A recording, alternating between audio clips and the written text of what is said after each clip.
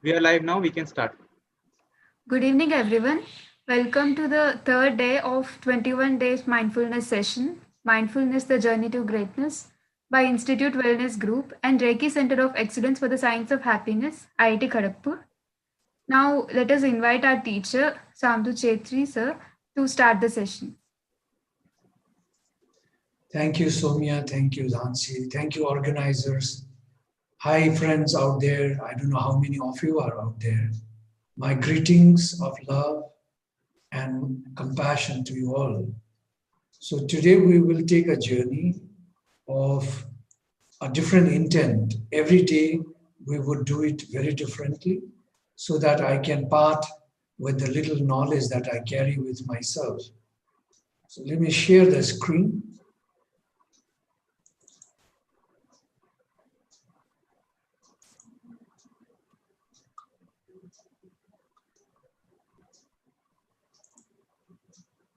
What happened?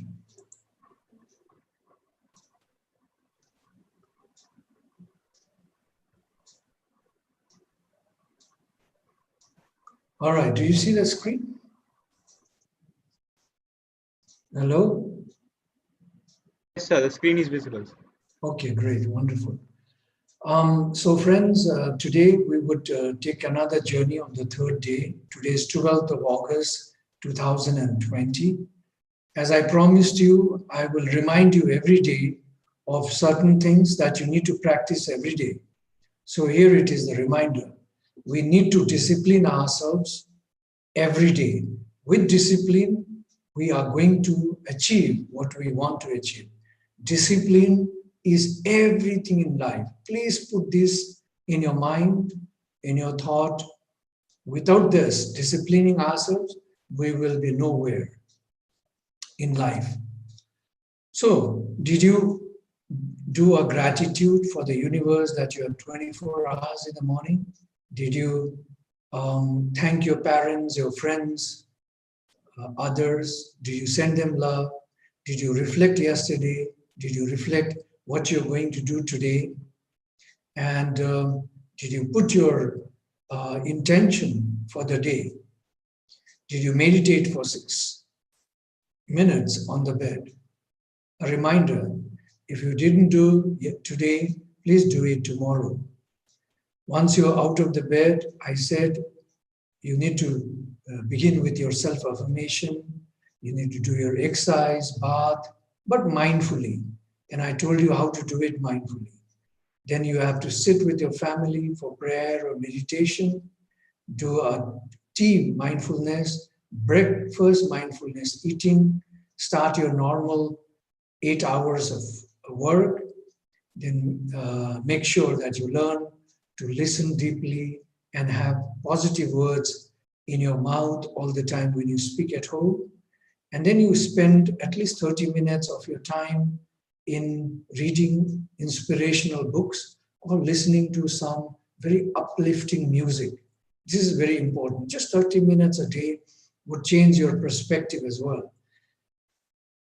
Mindful eating of the dinner, sharing before you go to bed, before you begin your noble silence. Noble silence is when you do not talk to anybody and also to your own mind.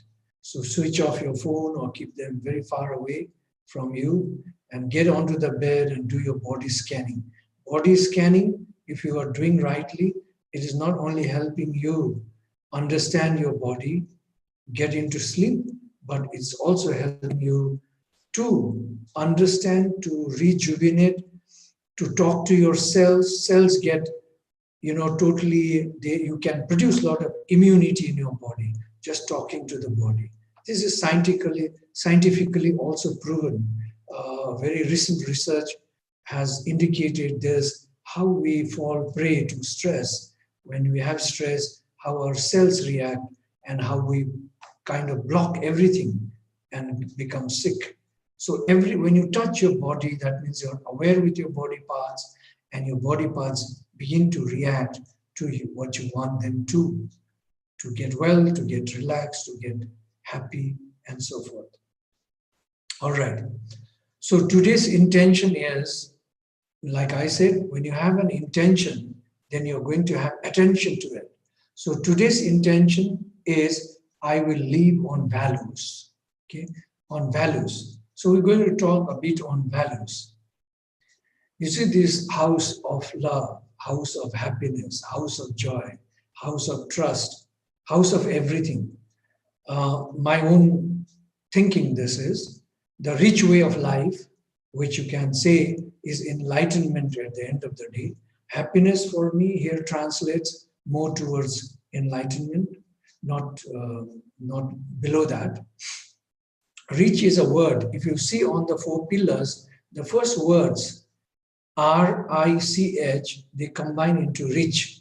So the rich way of life is enlightenment or happiness, or at least above your trust, above your validation, which is done through your wisdom, which is basically the reasoning power that you carry.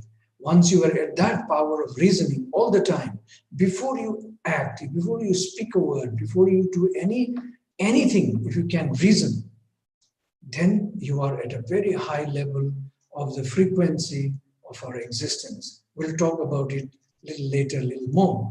But let me just come to this house of happiness. Love is the basic, is the foundation to this beautiful building block of enlightenment. So for me, love is to live on values every day. I feel that's an abbreviation for me.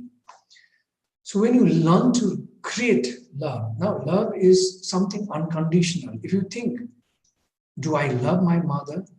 It's difficult to answer. You'll say yes immediately. Do I love my parents? Yes. Do I love my friends? Yes. But try and see, how do you do that? It becomes difficult because it's unconditional. This is not kind of measurable kind of thing, but you can arise this love. When you arise this love, you look at the person with complete harmony and peace in yourself. It's a totally, you can send love, it's visible in your eyes, all right? So love is something that you need to create. You can send your love just sitting here. You can just imagine someone, your mother, right in your mind here.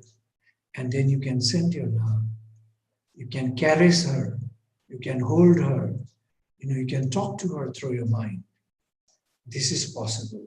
When you have raised your frequency of life very high, this is highly, highly, highly possible. Okay?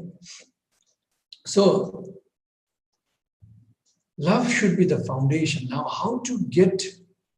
what are the pillars on love that we need to kind of build?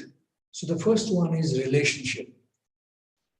Relationship has been talked, a lot of research has been done on it, and it's still ongoing.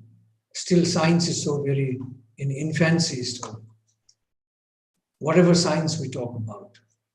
So if you look into the Harvard study of 75 years study, they found out that they started actually with high school students in Boston, and they happened to be all boys, or 612 boys or so.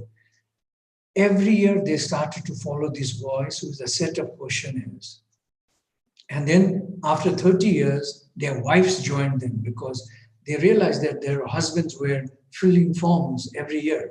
So they found out and they also joined the group. And of course, most of them have died. Maybe there are 1 or 2 left. And if they are in the range of 97, 98 or 100 years. If they're still alive, otherwise everyone is dead from this survey. What they found out after 75 years of their study was that if you had to pick one indicator on happiness all through the progression of life, from childhood until the very old age, there was one thing, and that is relationship. Deep and meaningful relationship. That can only happen when you give time to yourself, to your family, your friends. And when you give time, we're talking about giving love to them. You see, like I was just mentioning this to the organizers a little time ago, that the last wish of a passing away person, and it's a huge amount of research done, lot of books written on it. When you ask a dying man or a woman, what would you want to do if you had got life back, some years more? Or what would be your wish now? Then they would say, well, I wish I had a little more time so that I could enjoy my life, so that I could have more time with my family, so that I could work less and look after myself well. You see, these are few things that we're talking about relationship with yourself, with others, and with the nature. They also would like to go out and be in the nature, jump into the sea, all these things. How do you create relationship is very important, and it is one of the pillars, one of the 4 pillars of love. So relationship, I just mentioned so little about it, but relationship is in different forms. First is self with self. Okay? You need to be related with yourself. Why do we suffer every time with stress, distress?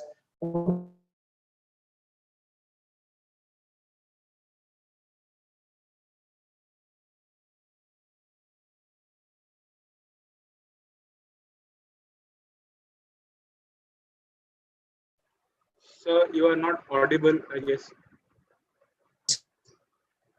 Hello. Yes, sir, you're not audible. Sir?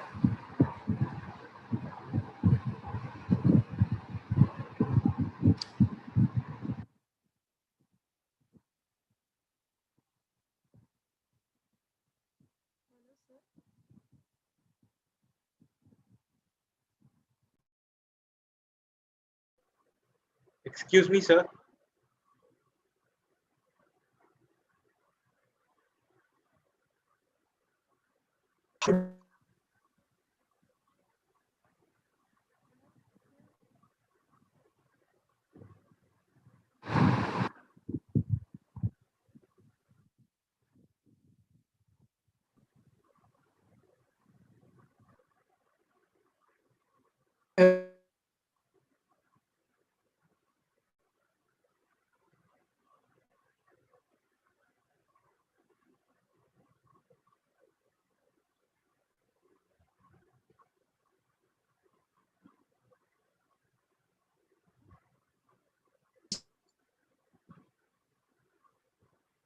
Excuse me, sir. I think there is a glitch, sir. Your audio is not connected now. Could you please check?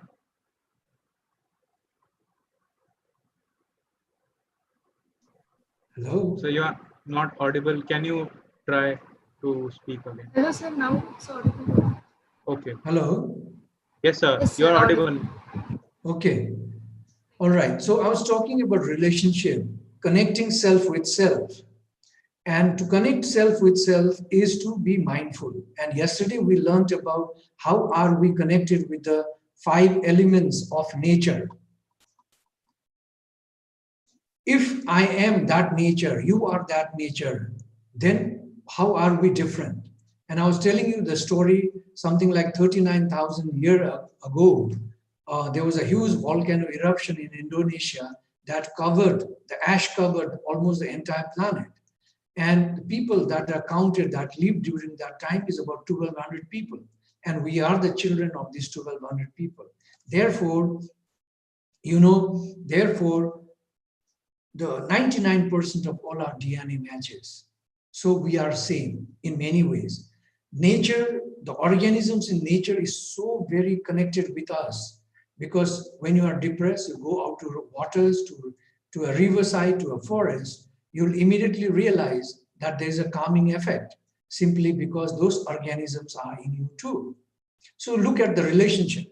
So we need to know ourselves, know others, and the nature. We need to be connected in the relationship.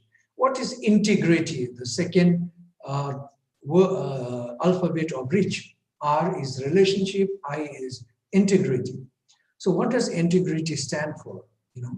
This is what we say we must do, and what we do we must say.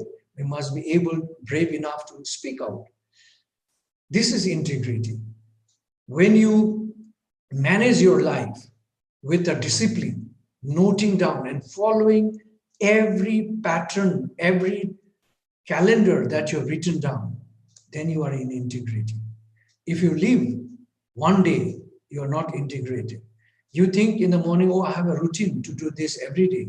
And come Saturday morning or Sunday morning, say, chutti hai, let me lie down back. Then you are not integrated. You don't have the integrity. So try to live through this concept. There's also in the working world, when there's a beautiful term which we use, rather a verb, an adage. We say, when the cat is away, mice are everywhere. That's when you don't have integrity. But when you have integrity, it doesn't matter who is with you or not with you, you will follow your routine very precisely. All right? So that is integrity. Compassion, I believe, is a little higher than empathy. Empathy is like, you may know that when someone is suffering, you also begin to suffer because you see the sufferance, you bring the sufferance in your mind, and then you begin to suffer. All right? This is empathy. But if you're empathic, it's great, but you will not be able to help people out of empathy. You will only feel the pain, and you can be a soft-hearted person, but not necessarily a helpful person. But if you are compassionate, you understand the person, you step into the shoe of the person, you feel for him or her, and you take a step forward to help in a most possible manner and way. So we need to be compassionate towards others, all living beings, including, starting with yourself. If you're not compassionate, we cannot be compassionate for others. So you start with yourself all the time. Humanity is another term which is to care and share. Today we're missing. We do a lot of studies on emotions. We do a lot of studies on different aspects of psychology. We do a lot of studies on science, exploring the Mars. When millions of people are hungry here, we're spending billions to go to Mars. Is it justified? We need to be human. I think now we need to learn is humanity, which is to share and care for one another. This is what we need to learn. Otherwise, this is the new science we need to learn so that we have a better world tomorrow. So humanity is a powerful way. I mean, just to give you one quick example, 2015 when I spoke to the British Parliament, I think 2016, when I spoke at the, or 15, I'm not sure, at the British Parliament, when I flew from Delhi airport to Heathrow, the first general announcement that came on board was, if you donate £1, you're going to feed a hungry and cold child in England. I couldn't believe, I thought I heard wrong.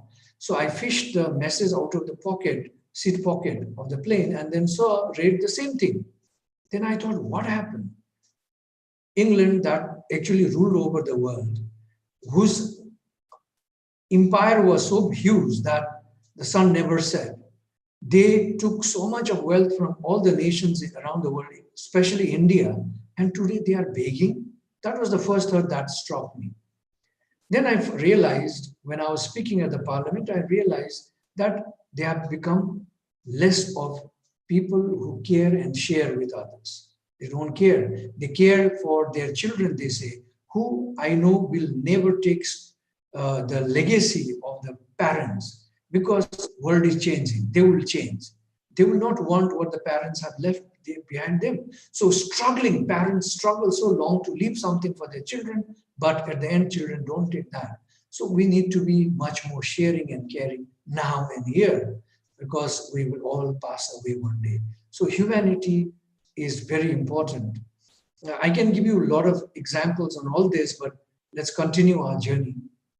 If we have love as our foundation, as a base, and these 4 pillars on the love, then definitely we have a true relationship with a great amount, a depth of amount of true understanding, service, which is to serve others, to care for others, and good thoughts, which takes us to wisdom. So that brings us to joy and to peace. And you can imagine after peace is the big happiness, which I again tell you, happiness for me is enlightenment. Once you are happy, you are enlightened. So let's try to get to this journey of enlightenment, all right? A quick thing on happiness. There's no definition, universal definition on happiness. Happiness has never been defined, actually. Cannot be defined because it's so vast. In India, you talk about Ananda, Satchit Ananda is a consciousness totally embedding the concept of peace, tranquility, joy, number of things. So it's, to me, it's really the conscious process towards enlightenment. Buddha, during Buddha's time, even Buddha never spoke about happiness, not even once. What he spoke about was suffering. So there was one suffering person, which happened to a lady who came to him, very depressed, and said, Buddha, I want happiness. And Buddha said, looked at her with compassion and love and said, I is an ego, drop it. Want is a desire, which is excessive, drop it. And then the lady understood that happiness is within and went back. Mahatma Gandhi said, what you think, what you say, and what you do, if they are in synchronicity, in harmony, you are in happiness. Dalai Lama said, happiness is not a ready-made thing. It only comes from your own action. It's not ready-made. Aristotle said, it depends on yourself. How you act, how you move, how you do. It totally depends on you, on your values, on your actions, on your activities, on everything that you. He talks really on the mindfulness, the journey that when your mind and your action and your thoughts are together, then you are in a journey of happiness, which is mindfulness. Tao means a path, a way. So Taoism basically means, again, mindfulness. When you are taking the path of rightness, without harming others, without harming yourself, then you are in the path of righteousness. Confucius said that a person who wants to be happy or who needs to be happy must constantly change.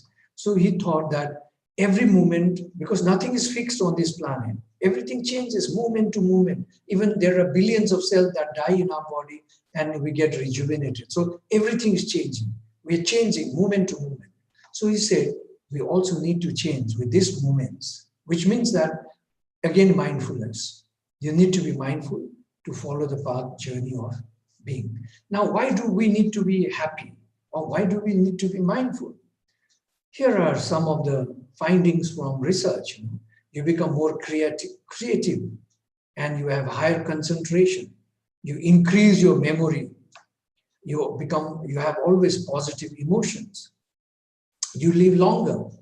A 30 years research proves that you live longer because your telomere, the tip of the telomere, actually gets extended, elongated, and then you age slower and also you live longer. You can cure yourself.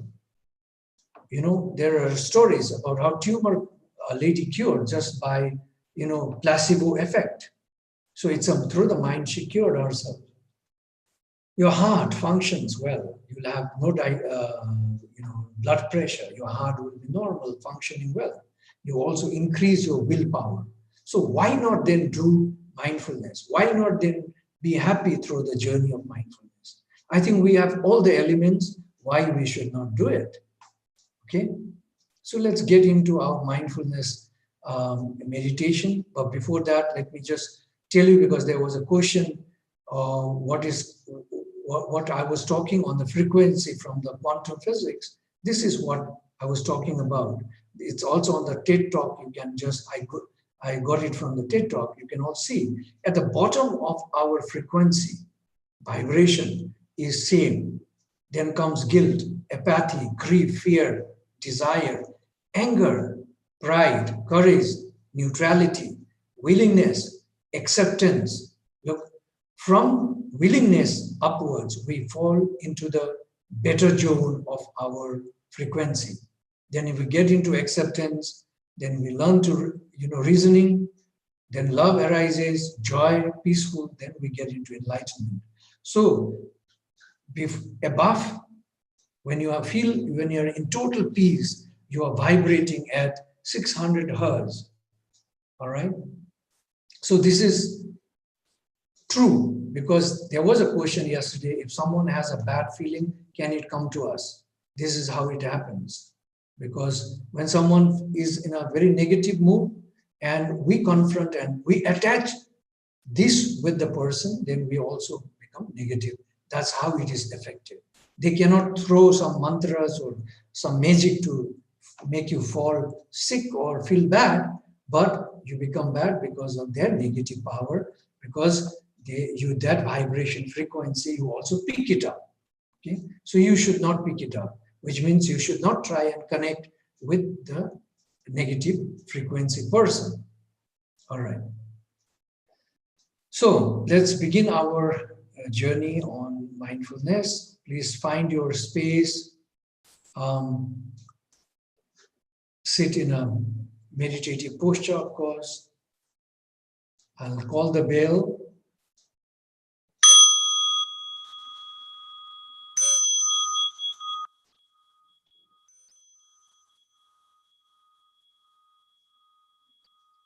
As you listen to the bell, sit comfortably with eyes drooped or closed, your back straight, chin slightly tucked in, without stress on your neck, legs grounded, tongue lightly touching the upper palate, teeth not biting, shoulders completely relaxed, and watch your breath. Feel the energy entering from the center of your palms if you have them open upwards. Let us take deep breaths in, hold it for 2-3 seconds, and slowly breathe out in 4 to 5 seconds. Let us do it for 3 times, and it's from the nose. Please begin. 3, 2, 1. Hold it for 2-3 seconds, and slowly breathe out. Hold it for 3 seconds again, and slowly breathe in again. Deeply breathe in. Hold it for 2-3 seconds, and breathe out slowly. One more time. Take a deep breath in. Hold it. Slowly release it.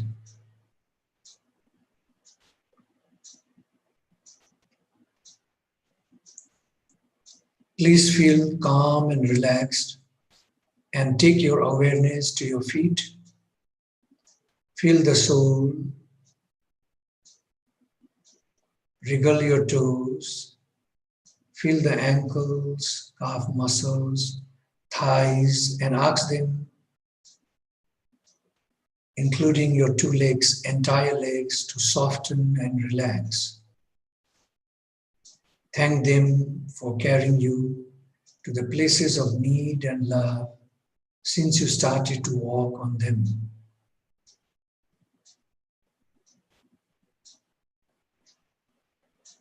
Straighten your back, both lower and upper, and relax your shoulders. Feel the hands on your lap and ask them to soften and relax.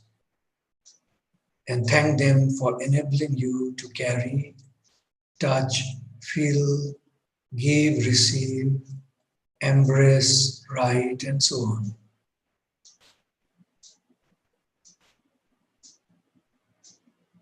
Move your awareness to your neck, slightly move it gently to find the right position for it and relax your neck. Move your tongue in the mouth and slide your lower jaw left to right and feel relaxed. Take your thoughts and focus to your head and see if the mind is judging or distracted. Pause, recognize what it is doing, and realize by asking the mind to be still, clear, and peaceful.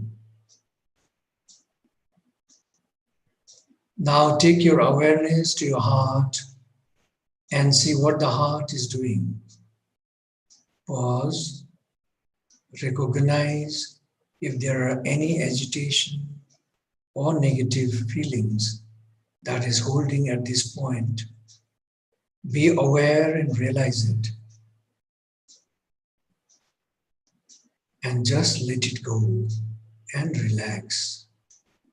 Arise love, joy and peace that has no boundary, expectation, but it is pure, humble, inclusive, and profound.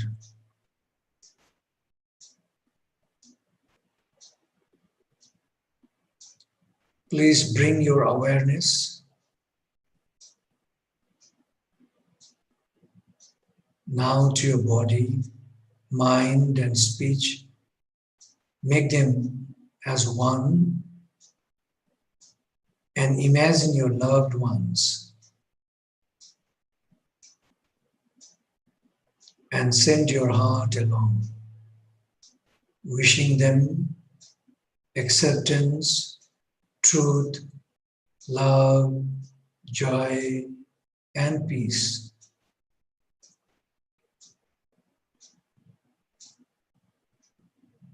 Tell them, may you be awakened from forgetfulness and transcend the path of worry, anxiety, and sorrow, or unwholesome memories.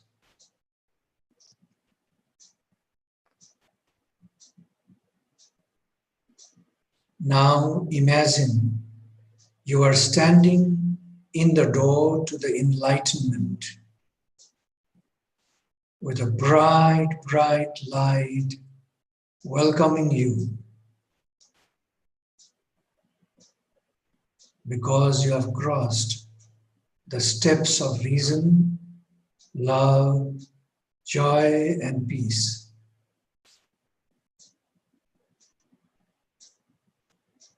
It has been a long journey from a lower vibration, crossing to a higher vibration, to the power of self-actualization. You are watching the existence in its absolute truth. People, animals, plants, aquatic life, and lives in the sky and on the earth.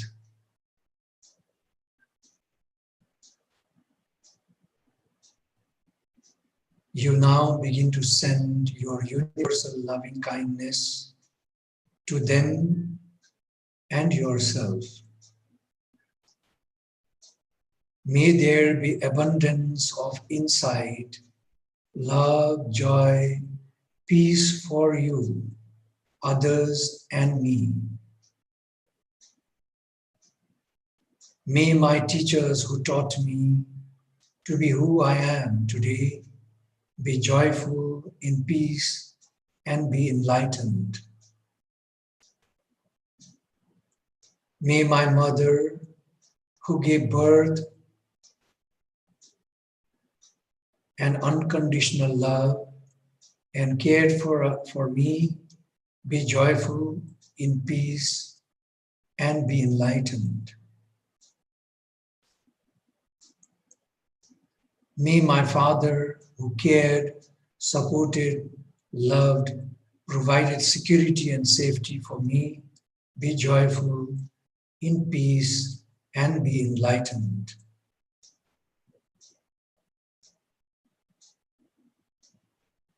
May all the suffering sentient beings, including microorganisms, on this planet be safe, joyful, and in peace.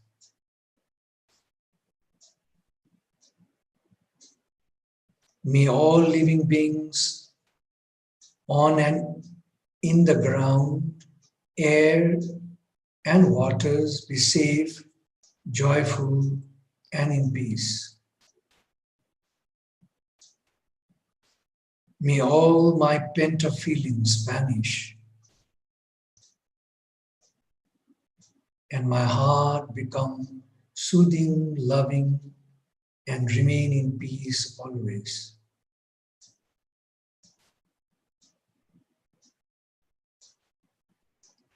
May our attachments to greed, anger, hatred, jealousy, and pride transcend immediately.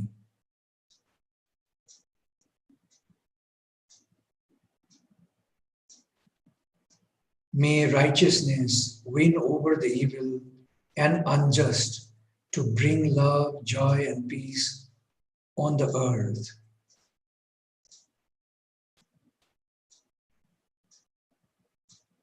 May there be goodness in every corner of our planet Earth.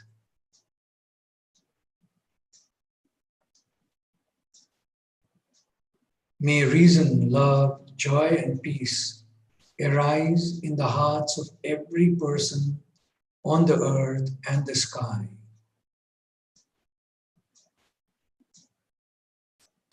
May there be eternal joy and peace on this planet for all living beings.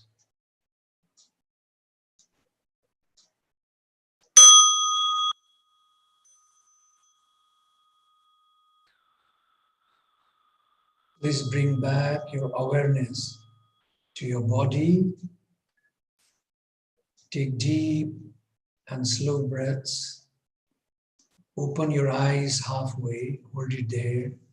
Massage your hands, your legs, rub your hands, your legs, massage your legs.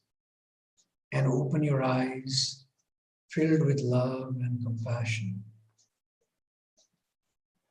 All right, friends, that was our mindfulness meditation. Let me just go to our last part, which is the song. So here is a wish again from me to you. May you be happy and well. May you always be free from fear and danger. May you bring peace to the lives you touch. May you bring unconditional love to others and be loved and cared for. May you all be successful and take the journey to greatness. So let's sing this song. 3, 2, 1. Happiness is here and now. I have dropped my worries. Nowhere to go, nothing to do. And I'm not in a hurry. Happiness is here and now. I have dropped my worries.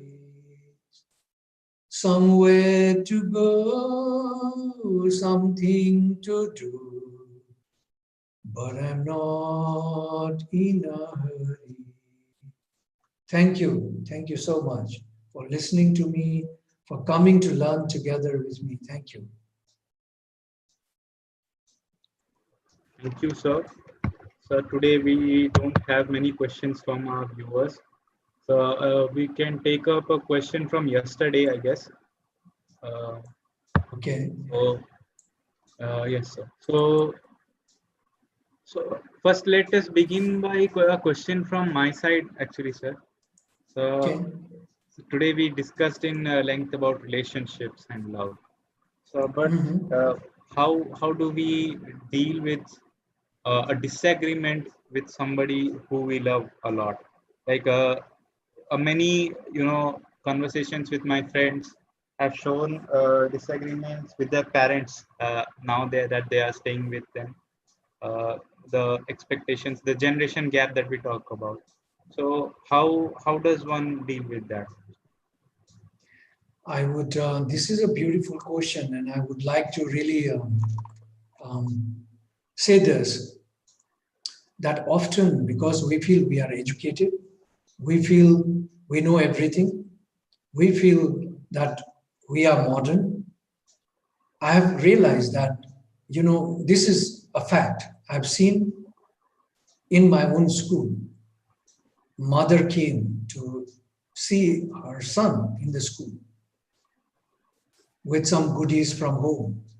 A village lady, poorly dressed, she came to see her son with a lot of things.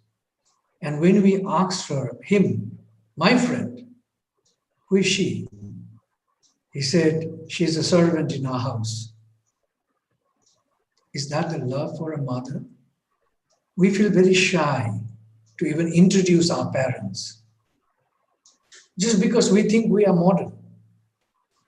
My dear friends out there, remember, if you didn't have the mother and the father, you would not be today here where you are. So first thing is we need to be filled with gratitude and love for them. What they are saying is their perspective. They're seeing from their eyes, not from your eyes. You are seeing them from your eyes, your perception, your way of thinking. Don't do that. It's a very simple thing. You are in the modern, be modern, no problem with that. Be who you are with the present environment and the setup, no problem with that. But when you're with the parents, try to understand from their perspective, and you will go deeper in understanding them, in realizing them, in appreciating them, because there is something behind what they're telling, either through their living experience of plus you for 60, 70 years, or at least 50 plus years, or maybe 40 years, they have seen this world. So what they talk is from their perspective, not from your perspective. You have your perspective. If you try to tell your perspective and they don't understand, don't get irritated, because they have limitations. They have not seen the world like you. They have not read science and engineering like you, right? So you need to leave. Like I gave you on the first day, second day, I think, the perception of a carpenter, a farmer, and a woodcutter for the same tree. So this is our perception. What we need to do here is learn to have deep listening, the power to listen. When you have the power to listen, then you have the power to understand what they are trying to come up with, why they are saying those things. And if you know that they're not going to understand what you're going to tell them, don't worry. You don't have to convince them. Understand them, appreciate them. That's good enough for them to understand you. All right? So, deep listening and loving kind, loving speech. Use positive words. Don't get angry, don't get jittery with your parents, with your family. You cannot change the world, but you change yourself, the way you see things, you'll change everybody. You see, if you now try to listen deeply, you are going to embody parents into you. So you will start to see them like yourself. So the world out there is, because we do not try to see from our inner self, we see the world different. And we feel that we cannot control the world. People don't understand me. My father doesn't understand me. He wants me to do this. I want to do that. There must be a deep reason. If you listen carefully, you'll understand. Then you will be able to Tell the story from your side. But if your father said, "Nahi, tumko aisa karna hai," and then you suddenly jump up saying, "Nahi, mere ko ye nahi karna hai, kyunki mere ko main nahi chahta," father will not understand. You will not understand why the father is referring that. So I think it's a question of changing your perception. When you change your perception, you'll begin to see everything within you. Like the first day I asked this question, Sadhguru says, "I'm a mystic." He says, "Where do you see me?" And people point finger where he's sitting, there.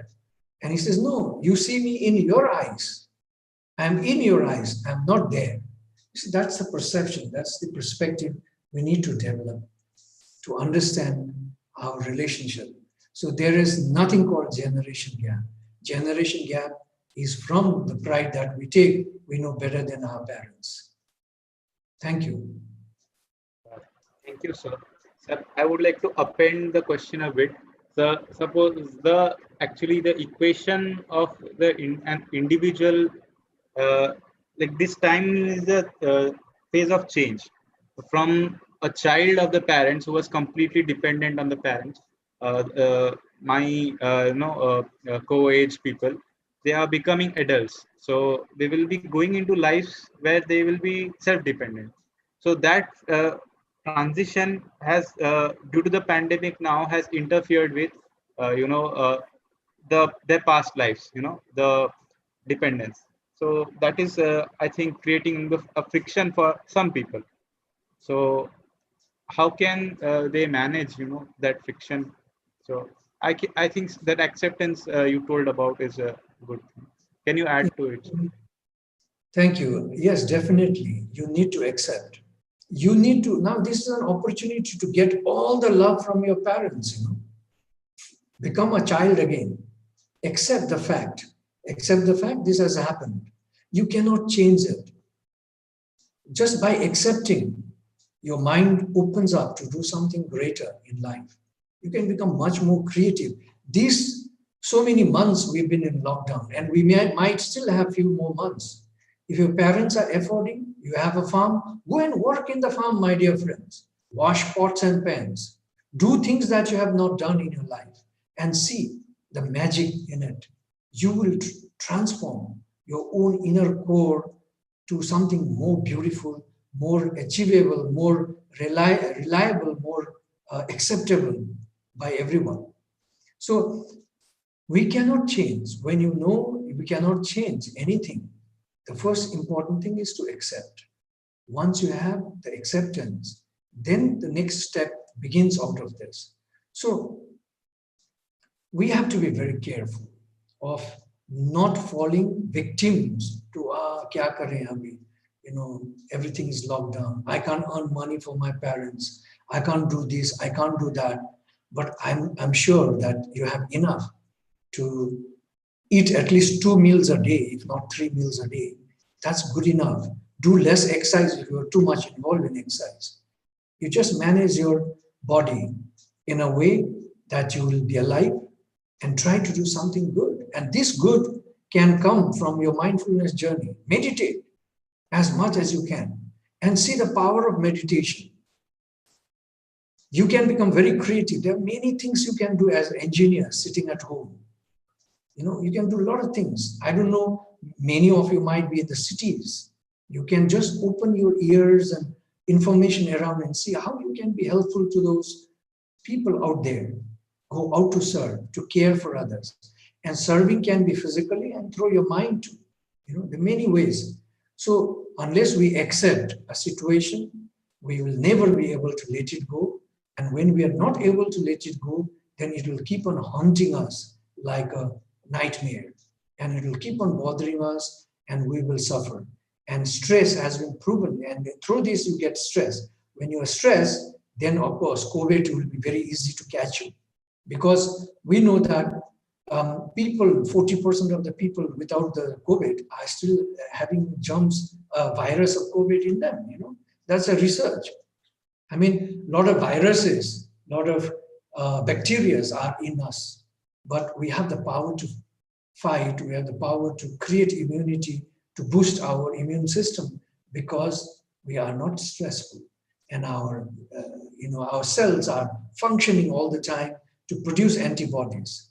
But if you get into stress because of this, non-acceptance, not letting go to find a new path, then the sufferance can be very dangerous. It can clock you. Not only virus can come you can have a lot of other diseases that will be embedding into you. So please, friends, please, my request to all of you, try to go out of this thought, accept it, let it go, find a new journey for the next few months, enrich yourself, make yourself a true human being. Thank you.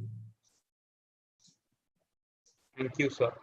So also one of the questions I would like to add some insight on it. The question by Snehalata. So she asks how do we deal with differences in thoughts with people we know for just 1.5 years, particularly when we know that they are my responsibility and we have to be with them for a lifetime.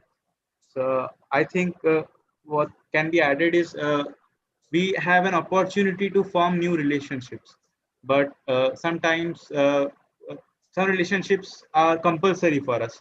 We do not have a choice to not do it, go with it.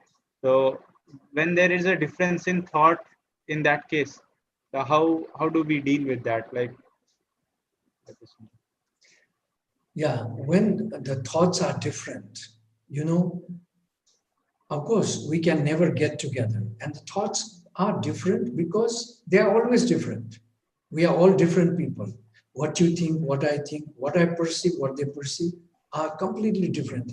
It's a question of understanding, a question of reasoning, which is one of the highest vibrations, actually just below joy, peace, and then it's enlightenment. So this is very high. So if we know how to reason, then it becomes easy for us. What is that difference thought in the process?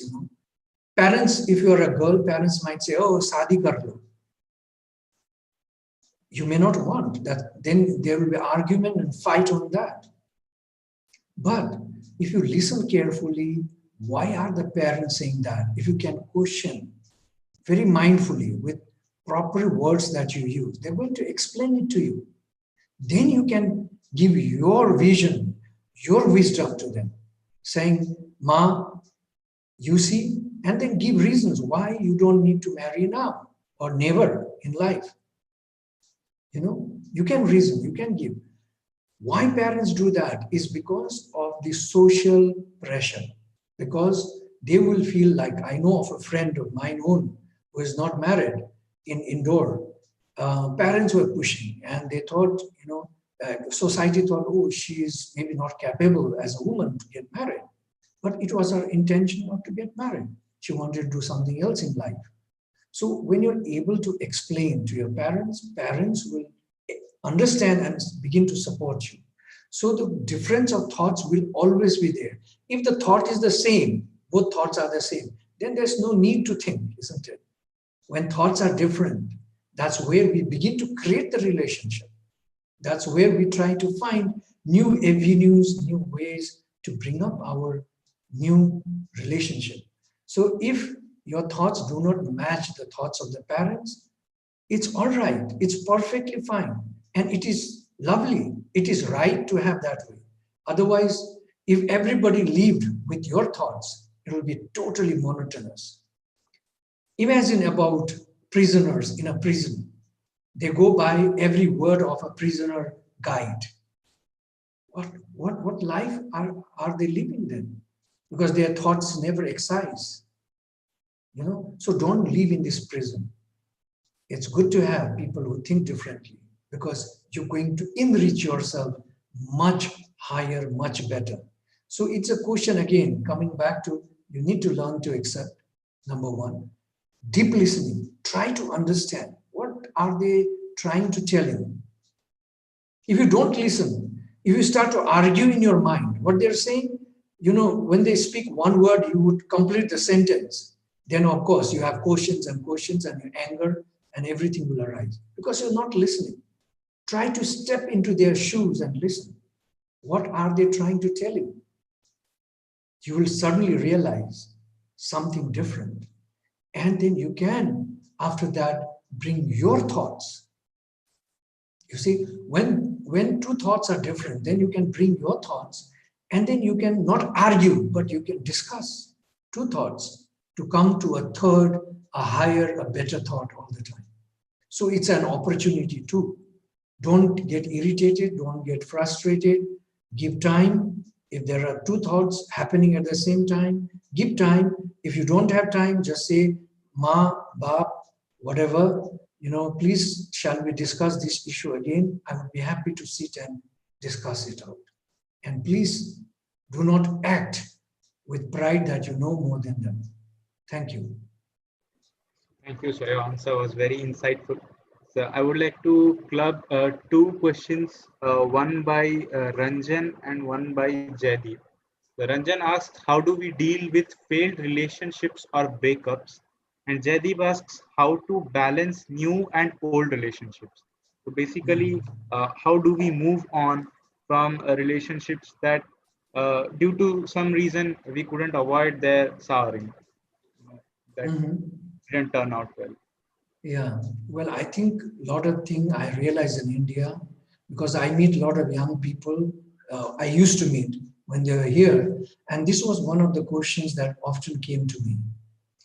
Many came to visit me even in my house, mainly boys, with this issue of breaking relationship, that they are down, they feel very bad, and all that, I think, again, the most important thing here is to accept. You may have gone into wrong. You need to forgive yourself. If the other person has gone wrong, you need to forgive that person, because forgiveness becomes the top priority. If you can't forgive, you will live with it. You will suffer all your life. So first important thing is to learn to accept. Breakup has happened. It has happened, a reality. You have to bring that in your mind. It's a reality. The next thing is, then you begin to say, all right, it has happened. Can I bring it back? Are there avenues to bring it back? If the answer is no, let it go. Why do you struggle? Why do you fix your mind onto this? Remember one thing, it is true. It's not a belief or some kind of faith, but it is true. With your pure intentions, with your right efforts, when you're doing something, and if that something does not happen, mind you, the universe has something bigger and better for you. All right? So don't take it in your heart that, oh, I had a beautiful relationship, I loved her or I loved him, now we are broken down, I'm totally destroyed, I have lost my life. No, nothing like this, my dear friends. Nothing like this. Nothing has been lost. So try to see, accept and see, can I make it back?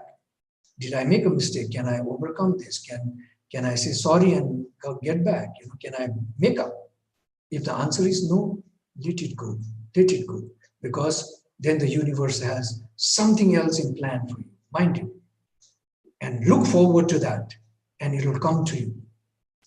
Very simple and very powerful and very true.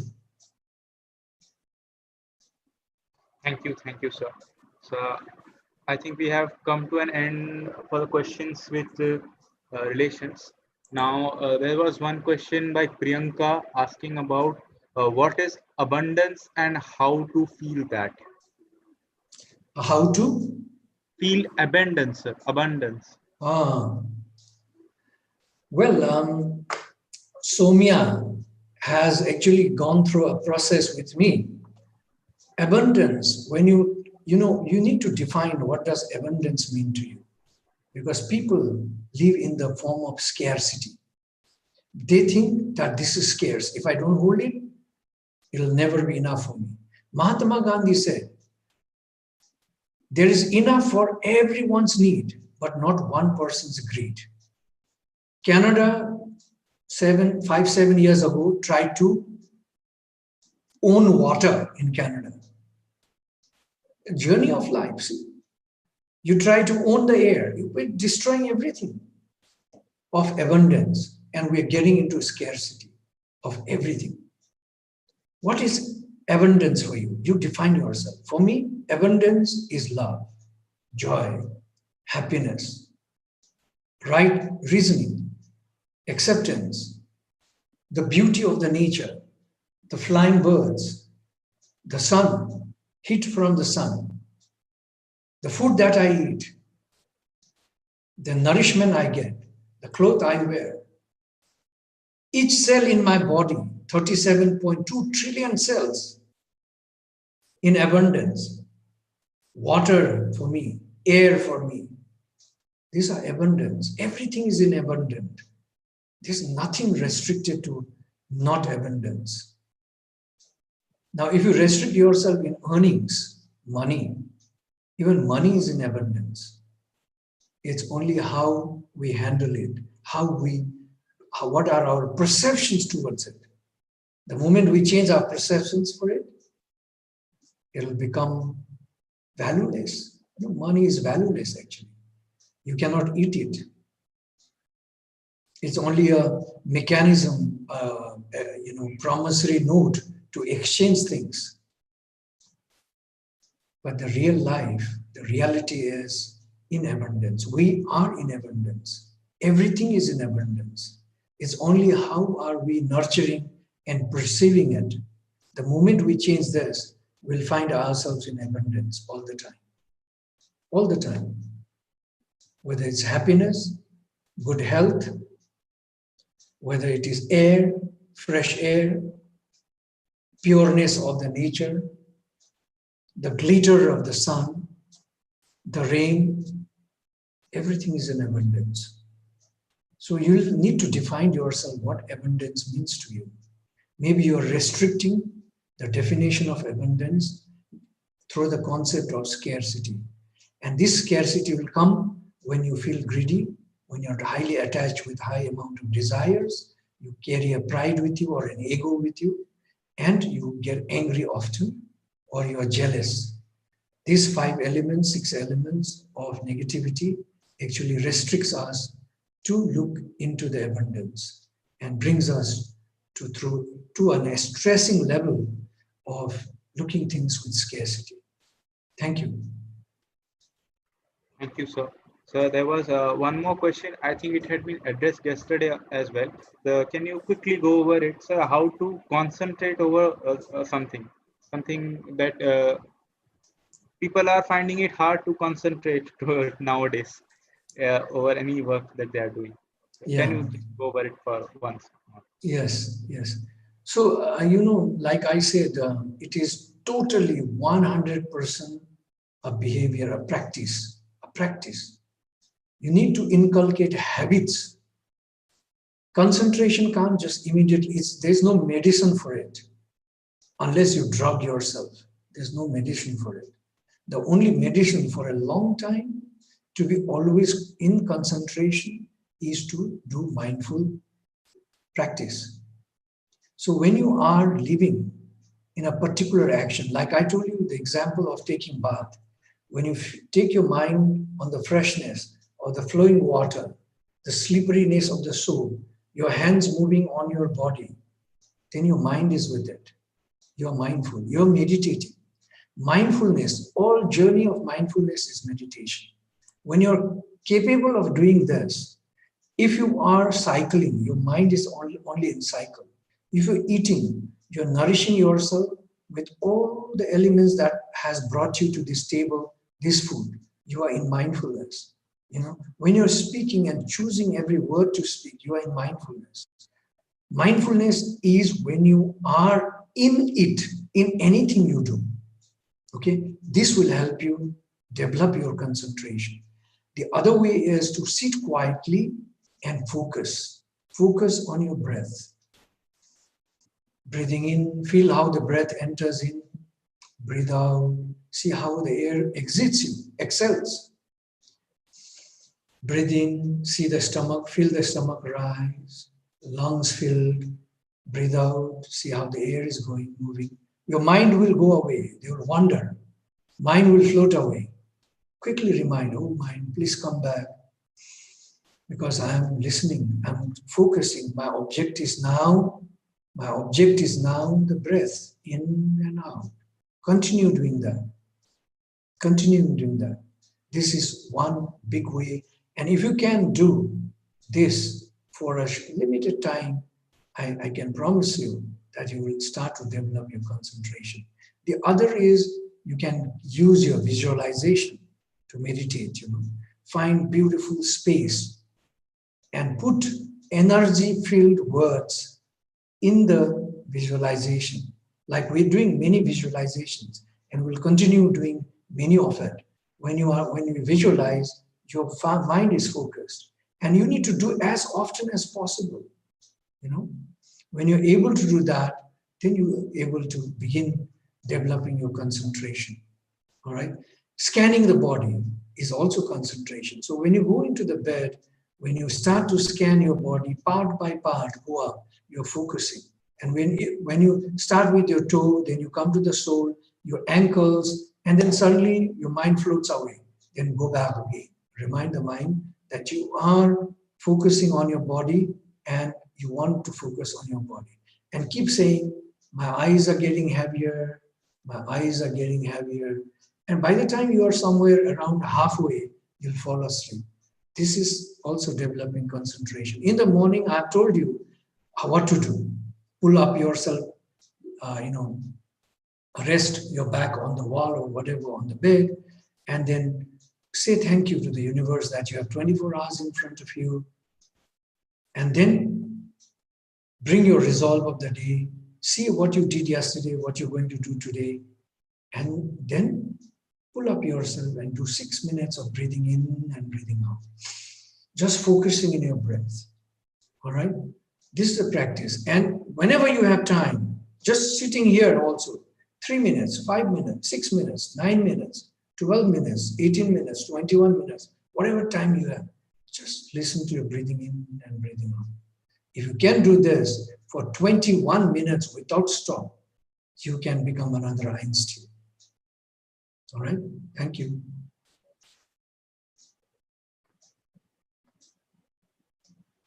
Thank you, sir. So I think that will be a very positive note to end on.